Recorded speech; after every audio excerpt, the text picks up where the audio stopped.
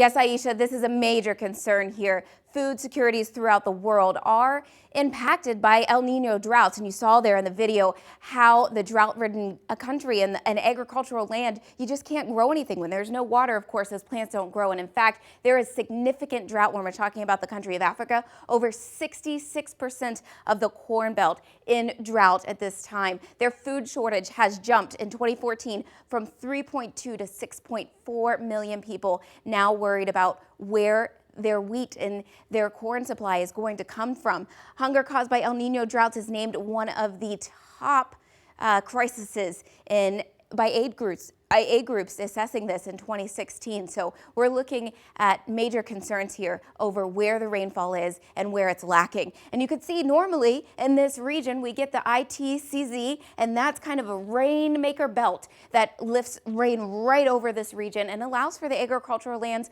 to flourish. But in an El Niño year, that gets pushed and we get wetter areas to the north, but dry air sets up here and that dries out their lands for producing the corn. And you top on top of that the warm temperatures, and that just intensifies the drought there. They're now starting to do some reforestation projects in the area and really help out the farmers in that area and try to rebring in some of the moisture into the ground tables by replacing trees. 3.7 million trees this year have been restocked in South Africa, reducing the drought impact in their country. And we're hoping to see that program continue to push throughout Africa's southern regions in the agriculture area. But there's still food shortages to be talked about.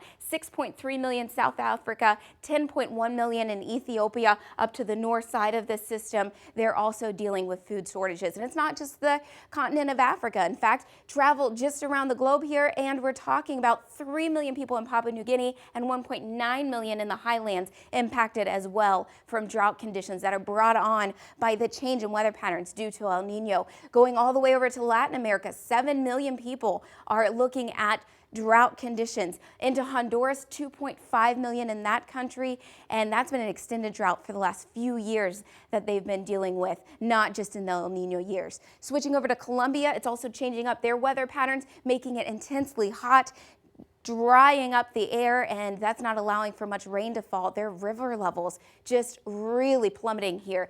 You can see this river at 0.59 meters, normally at 2.79 meters. So just not good news for them as far as producing even electricity in their region. They're having trouble with it because of the warm temperatures and a lack of water in the region.